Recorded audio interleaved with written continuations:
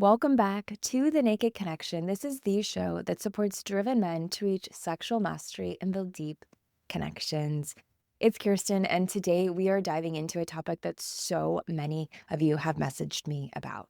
What's working and what's definitely not working for older men who are attracted to younger women. Now, let's start just by acknowledging the reality. Age gap relationships are incredibly common. The research consistently shows that many women are attracted to men who are, in fact, older than them. And this is not a new phenomenon, and it certainly is not something to be ashamed of. In fact, I really see these dynamics working beautifully all of the time. But here's the problem, and I see this consistently with men that I work with who are in their 40s, 50s, and beyond. So many of you are absolutely sabotaging yourself. You're making some critical mistakes that are truly killing your chances with younger women who might otherwise be genuinely interested in you. Today, I am breaking down the 5 most destructive patterns I see men falling into when they're trying to connect with younger women. If you can recognize and shift these patterns, you'll drastically improve your success in creating authentic connections across age gaps. The dating landscape is actually tilted in your favor. You just need to stop getting in your own way. Before we dive in, I want to remind you to hit subscribe so that you don't miss a single episode. Now, let's get into these 5 critical mistakes. Let's get some.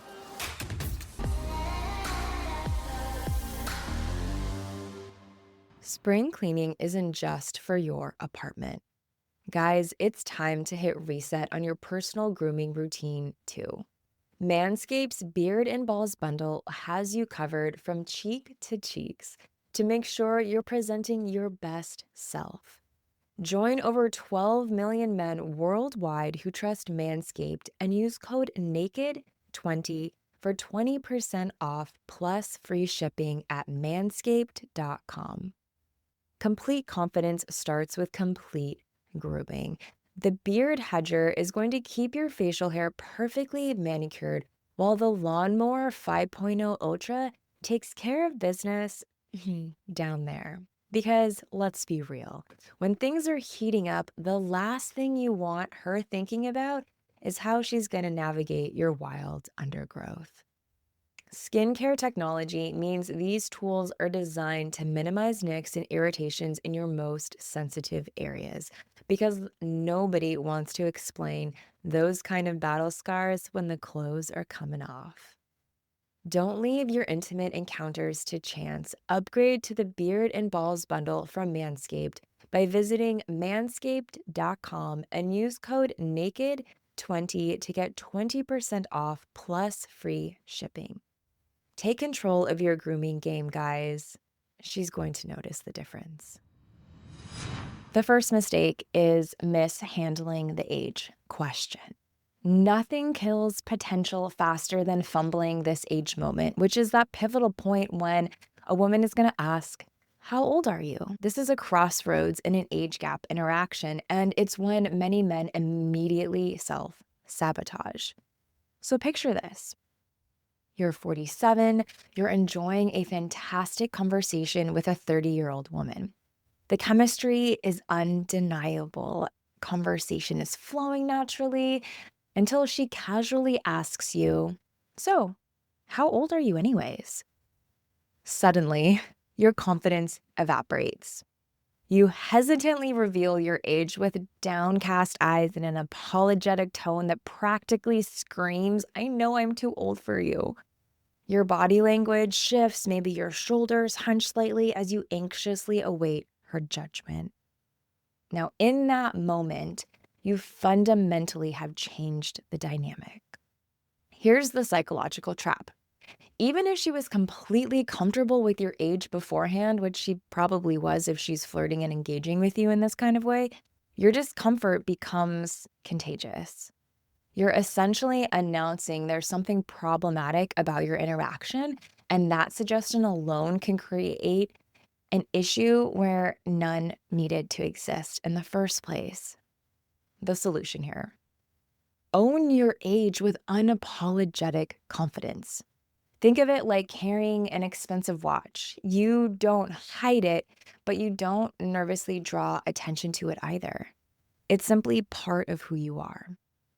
So try a playful response instead. You could say something like, I've had 47 years to perfect my conversation skills, which is why you're enjoying talking to me so much. Or you can simply state your age confidently and continue the conversation without having to pause for approval or permission for being who you are. I had a guy lie about his age once when we were just starting to date, and the truth was, I wasn't bothered at all by his actual age.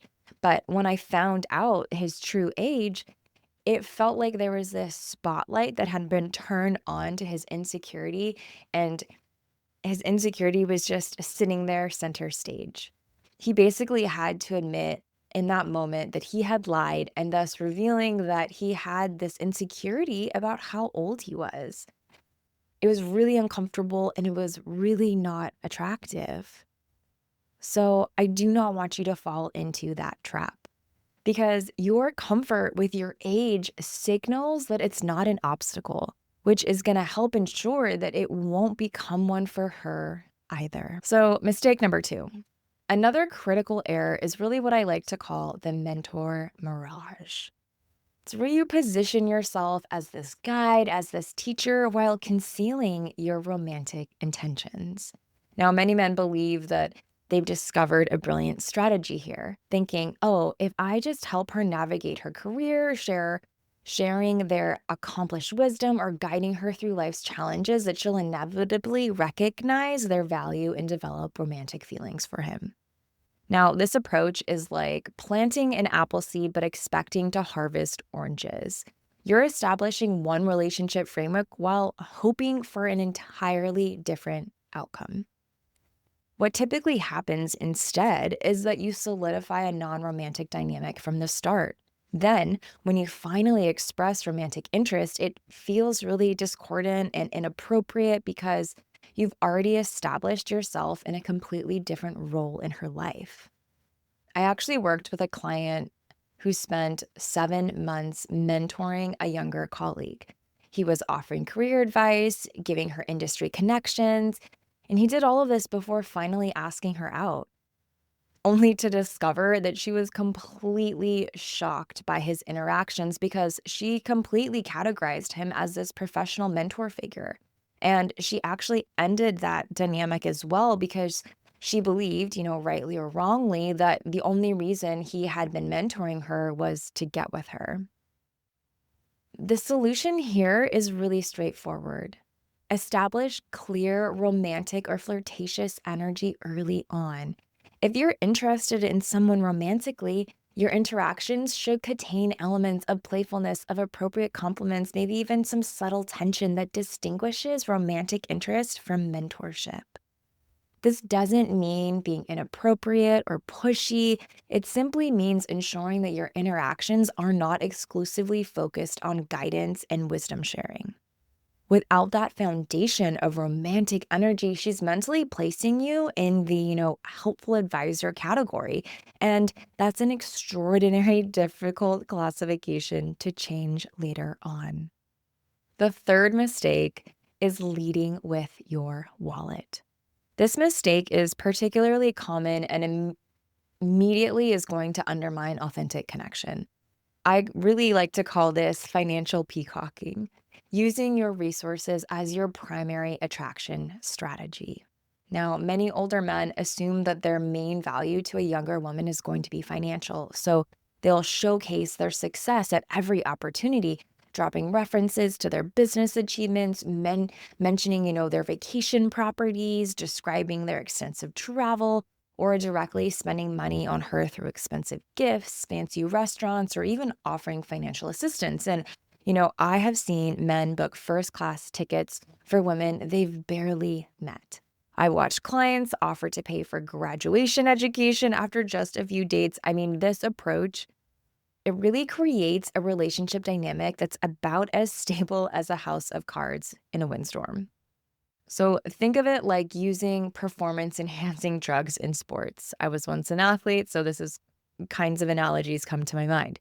Now, you might win in the short term, but the victory is going to be hollow, it's going to be unsustainable, and ultimately damage your own self worth because those thoughts of, she's only with me because I gave her X, Y, or Z.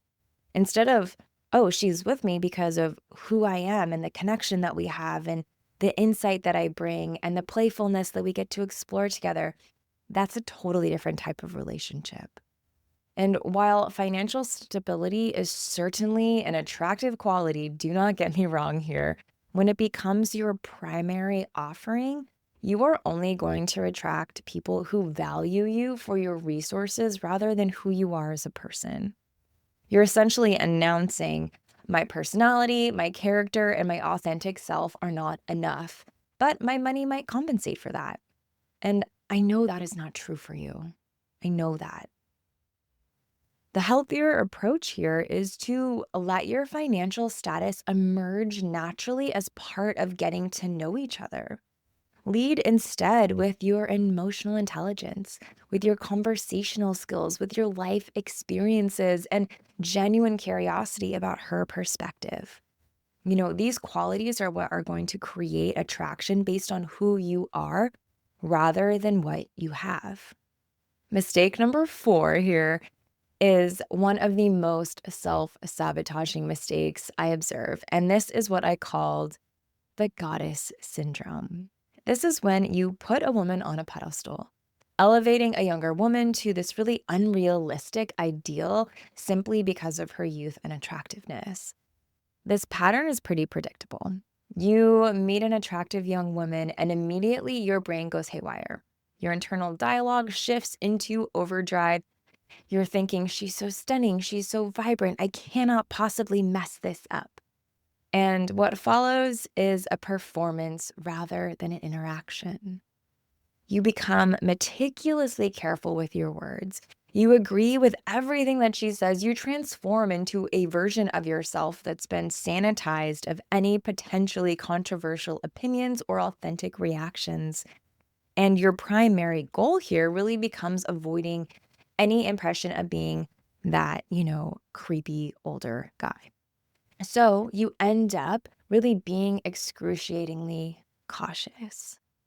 The result here is that you become as interesting as about a vanilla wallpaper, okay? Your authentic personality, the very thing that might actually attract her, gets buried under these layers of performative politeness. This even makes me think back of a recent episode that I did with Dr. Robert Glover about how nice guy syndrome can really impact your success in dating and relationships. So if this is ringing a bell, be sure to check out that episode after this. And what's happening physiologically here is that you're creating an immediate power imbalance. You're assigning her elevated value based primarily on her youth and appearance while discounting your own worth and experience and value. The antidote to this pattern is normalizing interactions with younger women. Think of it like visiting a foreign country. The first time feels really overwhelming and exotic and scary and concerning, but the more regular exposure that you have to foreign countries, to different cultures, to different socioeconomic status environments, you begin to see beyond the surface difference to the universal human experience underneath. The more you engage with younger women in various contexts, the more you'll recognize they're completely complex individuals with their own insecurities and challenges. They're not flawless beings to be worshipped. And when you approach these interactions as normal conversations between equals rather than this rare opportunity with a superior woman, your authentic personality can emerge. And authenticity, regardless of age, is magnetically attractive. And the 5th and final critical mistake that I see older men making with younger women is creating an age bubble isolation, which often emerges once a relationship has started. And this is really inadvertently cutting your younger partner off from both her generational peers and your own social circles. This isolation happens gradually and often with really good intentions.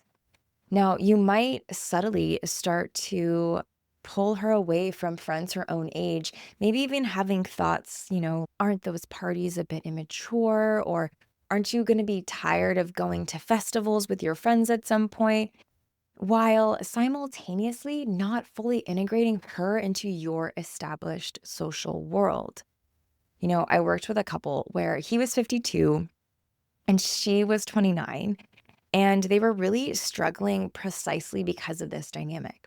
She felt increasingly disconnected from friends her age because they couldn't relate to her relationship, while simultaneously feeling like an outsider among his friends who kind of treated her like a temporary visitor rather than a genuine life partner. This creates a social vacuum where the younger partner exists in this sort of limbo state, neither fully connected to age appropriate peers nor accepted into the older partner's world. And the relationship becomes her primary social outlet, creating some unhealthy and potentially dependent dynamics and resentment building up between the two of you. So think of social connections like dietary nutrition. We need variety to thrive. Everyone needs peers who understand their cultural references, life stage challenges, and generational experiences. Without these connections, the younger partner might eventually feel like she's missing crucial aspects of her life development. The solution here requires conscious effort in both.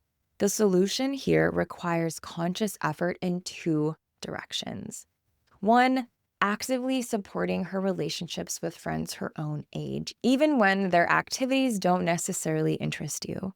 While two, simultaneously ensuring that she's genuinely welcomed into your social circle as an equal partner rather than your younger girlfriend. And this goes both ways too. I'm not saying that this is all about you making sure that she fits into your social circle. There's also a two-way street of her bringing you into her dynamic as well. And by creating space for both worlds, you actually allow her to maintain her generational identity while building beautiful, meaningful connections across age groups. I used to live in a part of Southern California where it felt like everywhere I went, everyone was just in their 20s. And I went months and months without seeing a baby or an elderly person. And it was really odd. And I felt disconnected from a part of the human experience. And I think that one of the beautiful aspects of age difference relationships is that you get to create a space of bringing different people and bringing people from different parts of life together. And that is so beautiful and so rich and so deep and fulfilling. If your friends and her friends are able to come together and enjoy, the vibrancy of youth with the wisdom of age, that's so incredible and such a gift to be able to bring into your spaces. The bottom line here is really this. The common thread that runs through all of these mistakes is a lack of authenticity. Whether you're putting her on a pedestal, being awkward about your true age, trying to buy that affection, or hiding behind that mentorship role, you're not showing up as your genuine self. And younger women who are attracted to older men are often looking for precisely what your age and experience have given you: confidence, self assurance, emotional stability, and the ability to be comfortable in your own skin.